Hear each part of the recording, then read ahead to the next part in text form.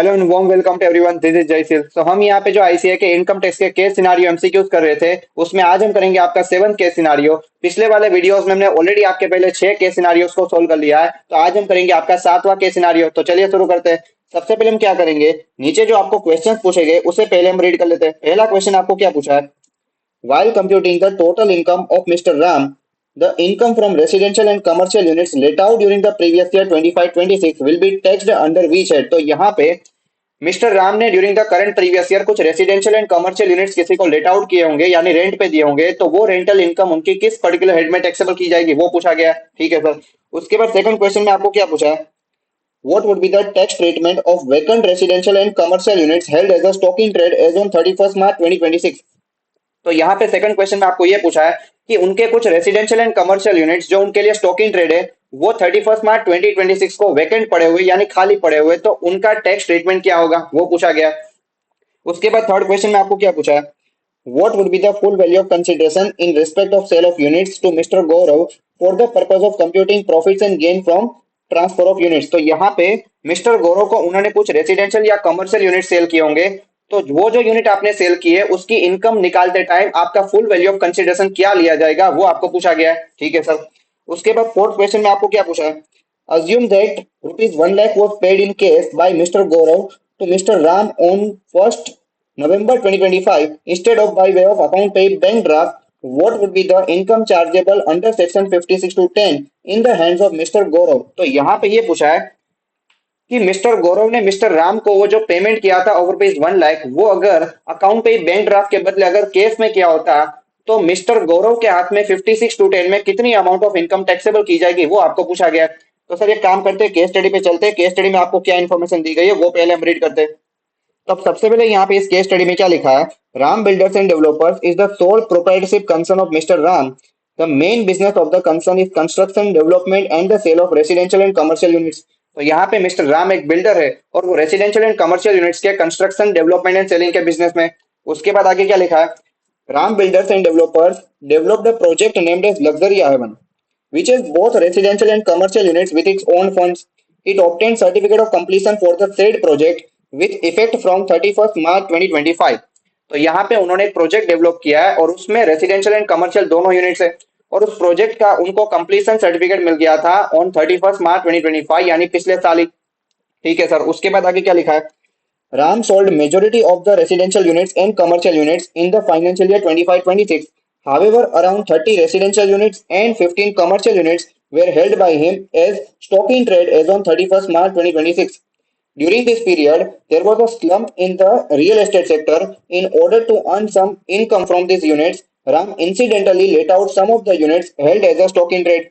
तो यहाँ पे उन्होंने इस प्रोजेक्ट में जितने भी रेसिडेंशियल एंड कमर्शियल यूनिट्स बनाए थे उसमें से मेजोरिटी यूनिट्स तो उन्होंने करंट प्रीवियस ईयर में बेच दिए, लेकिन फिर भी उनके कुछ रेसिडेंशियल एंड कमर्शियल यूनिट्स 31 मार्च 2026 को स्टॉक में पड़े हुए थे। तो उन्होंने क्या किया, कुछ इनकम कमाने के लिए उसमें से कुछ यूनिट्स किसी को रेंट पे दे दिए और बाकी के जो यूनिट्स है वो पूरे साल भर के लिए खाली पड़े रहे। तो उसी के रिलेटेड इन्फॉर्मेशन आपको नीचे टेबल में दी गई है। यहाँ पे क्या लिखा है, आपने यहाँ पे टोटल 100 रेसिडेंशियल यूनिट्स बनाए, उसमें से 70 यूनिट्स तो आपने बेच दिए, बाकी के 30 यूनिट्स आपके 31 मार्च 26 को स्टॉक में पड़े हुए थे। तो उसमें से आपने क्या किया, 10 यूनिट्स आपने किसी को रेंट पे दे दिए और बाकी के 20 यूनिट्स आपके पूरे साल भर के लिए खाली पड़े रहे, दैट इज वैकेंट पड़े रहे। इसके अलावा आपने यहाँ पे 40 कमर्शियल यूनिट्स बनाए थे, उसमें से 25 यूनिट्स तो आपने बेच दिए थे, लेकिन बाकी के 15 यूनिट्स आपके स्टॉक में पड़े थे। उसमें से 5 यूनिट्स आपने किसी को रेंट पे दे दिए और बाकी के 10 यूनिट्स आपके पूरे साल भर के लिए खाली पड़े रहे। तो अब यहाँ पे इसी के रिलेटेड आपको पहले दो क्वेश्चन पूछे गए थे। पहले क्वेश्चन में आपको क्या पूछा था कि मिस्टर राम ने during the current previous year अपने कुछ रेसिडेंशियल एंड कमर्शियल यूनिट्स किसी को रेंट पे दिए, तो वो रेंटल इनकम उनकी किस पर्टिकुलर हेड में टैक्सेबल की जाएगी। तब आपको ये मालूम होगा कि अगर आपने किसी को रेसिडेंशियल हाउस प्रॉपर्टी रेंट पे दिए, तो वो प्रॉपर्टी आपका रेंट पे देने का बिजनेस हो या ना हो, वो रेंटल इनकम हमेशा आपकी हाउस प्रॉपर्टी हेड में ही टैक्सेबल की जाती है। लेकिन अगर आपने किसी को कमर्शियल प्रॉपर्टी रेंट पे दी है और वो प्रॉपर्टी अगर आपका रेंट पे देने का बिजनेस है, तो वो रेंटल इनकम आपकी पीजीपी हेड में टैक्सेबल की जाएगी, अदरवाइज वो हाउस प्रॉपर्टी हेड में टैक्सेबल की जाती है। अब यहाँ पे इस केस स्टडी में ऐसा कहीं भी नहीं लिखा है कि मिस्टर राम का ये प्रॉपर्टी रेंट पे देने का बिजनेस है। एक्चुअली मिस्टर राम जो है वो एक बिल्डर है, तो उनका ये प्रॉपर्टी रेंट पे देने का बिजनेस नहीं है। तो उन्होंने करंट प्रीवियस ईयर में जो रेसिडेंशियल एंड कमर्शियल यूनिट्स किसी को रेंट पे दिए, वो रेंटल इनकम इनकी हाउस प्रॉपर्टी हेड में टैक्सेबल की जाएगी। तो यहाँ पे आपको पहले क्वेश्चन का आंसर मिल गया। आपका करेक्ट आंसर रहेगा option number A, that is income from house property. ठीक है सर। अब उसके बाद यहाँ पे सेकंड क्वेश्चन में आपको क्या पूछा गया था कि मिस्टर राम ने ये जो प्रोजेक्ट डेवलप किया उसमें से उनके कुछ रेसिडेंशियल एंड कमर्शियल यूनिट जो उनके लिए स्टॉक इन ट्रेड है वो पूरे साल भर के लिए खाली पड़े रहे, यानी ना तो वो उसको बेच पाए ना तो किसी को रेंट पे दे पाए, तो उसकी टैक्स ट्रीटमेंट क्या रहेगी वो आपको पूछा गया है। हमने जो अभी ऊपर टेबल रीड किया उसमें आपको क्या बोला गया था कि मिस्टर राम ने इस पर्टिकुलर प्रोजेक्ट में जो total residential and commercial units develop किए उसमें से मेजोरिटी यूनिट तो उन्होंने करंट प्रीवियस ईयर में ही सेल कर दिए, बट उनके कुछ यूनिट स्टॉक में पड़ रहे तो उन्होंने क्या किया, उसमें से कुछ यूनिट्स किसी को रेंट पे दे दिए और बाकी के यूनिट्स आपके पूरे साल भर के लिए खाली पड़े रहे। तो जो रेसिडेंशियल एंड कमर्शियल यूनिट्स आपके पूरे साल भर के लिए वैकेंट पड़े रहे उसका टैक्स ट्रीटमेंट क्या रहेगा वो आपको पूछा गया है। तो इसके लिए आपको हाउस प्रॉपर्टी चैप्टर में एक सेक्शन दिया, सेक्शन 23 सब सेक्शन 5, और उसमें ये लिखा है कि अगर कोई इमोबल प्रॉपर्टी जो आपके लिए स्टॉक इन ट्रेड है एंड अगर वो पूरी प्रॉपर्टी और पार्ट ऑफ द प्रॉपर्टी खाली पड़ी है फॉर होल और पार्ट ऑफ द ईयर, तो फिर उस केस में क्या होगा कि उस प्रॉपर्टी और प्रोजेक्ट का जिस ईयर में आपको कंप्लीशन सर्टिफिकेट इशू किया जाएगा उस पर्टिकुलर ईयर के एंड से अगले 2 साल तक जो प्रॉपर्टी आपकी खाली पड़ी है उसकी एनुअल वैल्यू नील ली जाएगी, उसकी कोई rental income house property head में टैक्सेबल नहीं की जाएगी।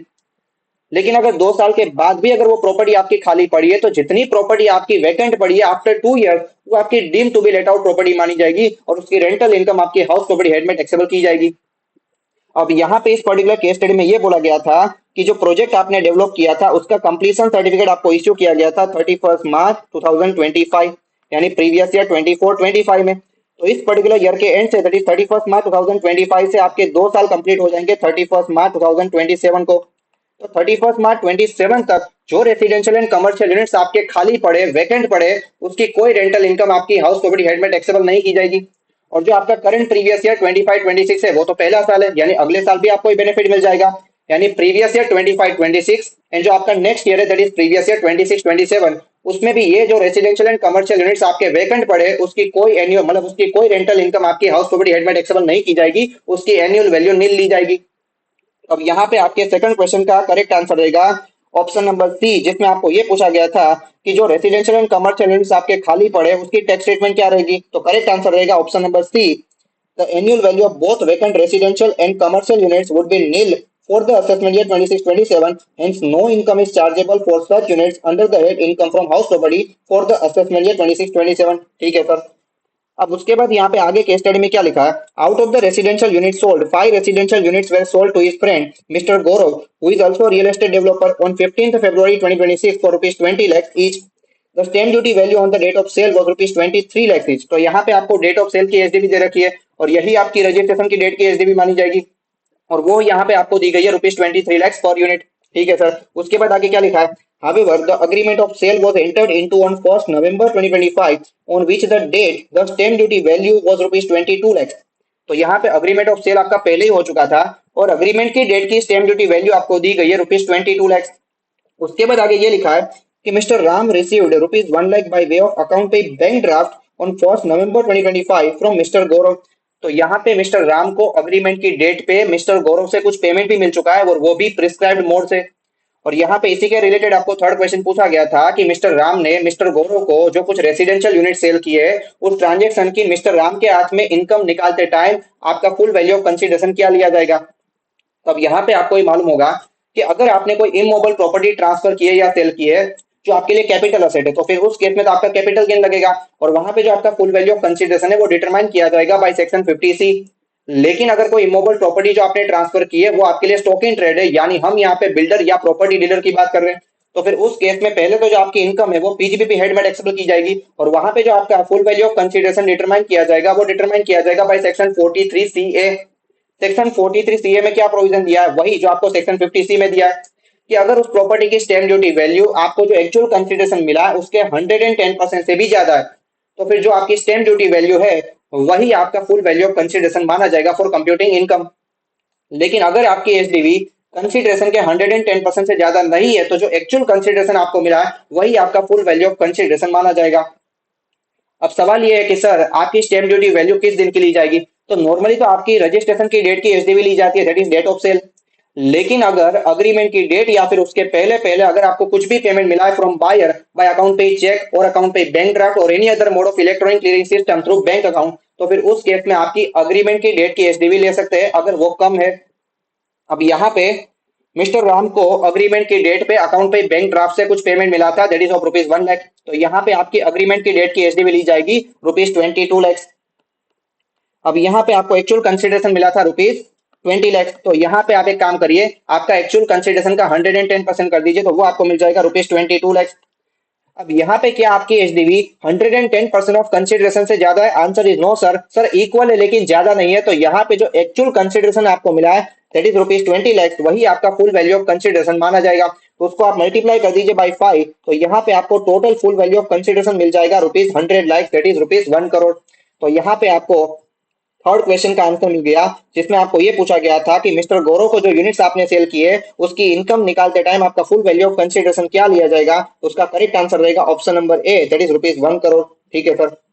अब उसके बाद यहाँ पे फोर्थ क्वेश्चन में आपको क्या पूछा गया था, assume that ₹1 lakh was paid in cash by Mr. Gaurav to Mr. Ram on 1st November 2025, that is date of agreement, instead of by way of account pay bank draft, then what would be the income chargeable under section 56 to 10 in the hands of Mr. Gaurav। तो यहाँ पे ये पूछा है कि मान लीजिए mister गौरव ने जो मिस्टर राम को पेमेंट किया था on date of agreement of ₹1 lakh, वो अगर अकाउंट पे बैंक ड्राफ्ट के बदले अगर केस में किया होता, तो फिर उस केस में मिस्टर गौरव के हाथ में सेक्शन 56 टू 10 में कितनी इनकम टैक्सेबल की जाती। यहाँ पे आपको मालूम होगा सेक्शन 56 टू 10 में ये लिखा है कि अगर आपने कोई इमोबल प्रॉपर्टी अक्वायर की है फॉर इनएडेक्वेट कंसिडरेशन, यानी एसडीवी से कम प्राइस पे, तो जितना बेनिफिट आपको मिला यानी रिसिपिएंट को जितना बेनिफिट मिला है वो बेनिफिट उसके हाथ में टैक्सेबल किया जाएगा अंडर सेक्शन 56 टू 10 आईएफओ में। लेकिन उसके लिए आपको एक कंडीशन दी गई है। कौन सी कंडीशन आपको दी गई है कि जो आपका डिफरेंस अमाउंट है between SDV and actual consideration वो आपका एक पर्टिकुलर लिमिट से ज्यादा होना चाहिए। सर कौन सी लिमिट? या तो ₹50,000 और 10% ऑफ कंसिडरेशन, इन दोनों में से जो हायर अमाउंट रहेगा उस अमाउंट से अगर आपका ये डिफरेंस ज्यादा है तभी आपके हाथ में ये सेक्शन 56 टू 10 में बेनिफिट टैक्सेबल किया जाएगा। अब यहाँ पे एक और चीज लिखी गई है सेक्शन 56 टू 10 में कि सेक्शन 56 टू 10 रेसिपिएंट के हाथ में तभी लगेगा अगर जो असेट आपको मिल रही है वो आपके लिए कैपिटल असेट है। अगर वो आपके लिए कैपिटल असेट नहीं है तो सेक्शन 56 टू 10 नहीं लगेगा। और यहाँ पे मिस्टर गौरव जो है वो एक रियल एस्टेट डेवलपर है, तो उनको यहाँ पे जो प्रॉपर्टी मिली थी वो उसके लिए स्टॉक इन ट्रेड है, तो यहाँ पे उनके हाथ में सेक्शन 56 टू 10 लगेगा ही नहीं। तो सेक्शन 56 टू 10 में उनके हाथ में कोई इनकम टैक्सेबल नहीं की जाएगी। तो यहाँ पे आपका करेक्ट आंसर रहेगा option number D, that is nil, since section 56 two 10 is not applicable in this case. ठीक है सर। अब इसके अलावा यहाँ पे एक इंपॉर्टेंट चीज है इस पर्टिकुलर केस में जो आपको नहीं पूछी गई है कि अगर मिस्टर गौरव ने मिस्टर राम को जो पेमेंट किया on the date of agreement of ₹1 lakh वो अगर केस में किया, तो फिर उस केस में मिस्टर राम के हाथ में जब इस ट्रांजेक्शन की इनकम निकालेंगे अंडर द हेड पीजीबीपी, तो वहां पे उनका जो full value of consideration determine किया जाएगा एज पर सेक्शन 43 सीए। तो वहां पे आपकी डेट ऑफ अग्रीमेंट की एचडीवी नहीं ली जाएगी। सर क्यों? बिकॉज यहाँ पे इस पर्टिकुलर केस में जो आपको डेट ऑफ अग्रीमेंट पे पेमेंट मिला है वो प्रिस्क्राइब्ड मोड से नहीं मिला है।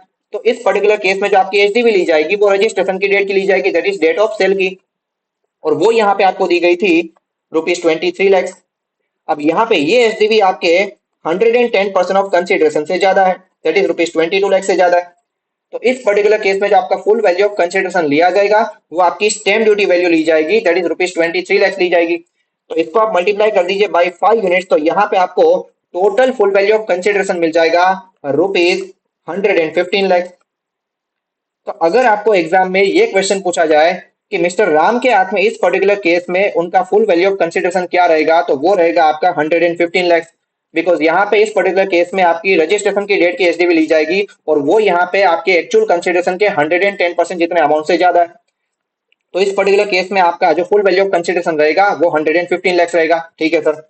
तो ये हमारा कंप्लीट हुआ यहाँ पे 7th case scenario. I hope आपको ये अच्छी तरीके से समझ में आया होगा। इसी तरीके से हम सभी केस सिनारियोस को एक एक करके डिटेल में डिस्कस कर रहे हैं। सो अभी तक अगर आपने पिछले वाले केस सिनारियोस के वीडियोस नहीं देखे तो प्लीज जाके देख लीजिएगा, आपके सारे केस सिनारियोस अच्छी तरीके से प्रैक्टिस हो जाएंगे और ये डेफिनेटली आपको एग्जाम में मदद करेंगे। तो जो अगला केस सिनारियो रहेगा उसके लिए भी मैं सेपरेट वीडियो प्रोवाइड करूंगा अपनी यूट्यूब चैनल पे। तो ये सारे रिवीजन वीडियोस मैं फ्री ऑफ कॉस्ट आपको अपनी यूट्यूब चैनल पे ही प्रोवाइड कर रहा हूँ। सो अभी तक अगर आपने मेरे यूट्यूब चैनल को सब्सक्राइब नहीं किया तो प्लीज जाके सब्सक्राइब कर लीजिए एंड नोटिफिकेशन ऑन कर दीजिए ताकि आपको हर एक इंपॉर्टेंट रिवीजन वीडियो की अपडेट मिलती रहे। इसके अलावा अगर आपको एमसीक्यू डिस्कशन अच्छा लगा है तो प्लीज अपने फ्रेंड्स के साथ जरूर शेयर करिएगा ताकि वो भी इस एमसीक्यू सीरीज का बेनिफिट ले पाए। इसके अलावा अगर आपको ये एनोटेड पीडीएफ का एक्सेस चाहिए तो इसका पीडीएफ आपको मेरे टेलीग्राम चैनल पे मिल जाएगा। टेलीग्राम चैनल का लिंक मैंने नीचे डिस्क्रिप्शन बॉक्स में डाल दिया, वहां पे जाके आप उसे ज्वाइन कर सकते हैं। तो चलिए मिलते हैं अगले एमसीक्यू डिस्कशन में। Till then good bye.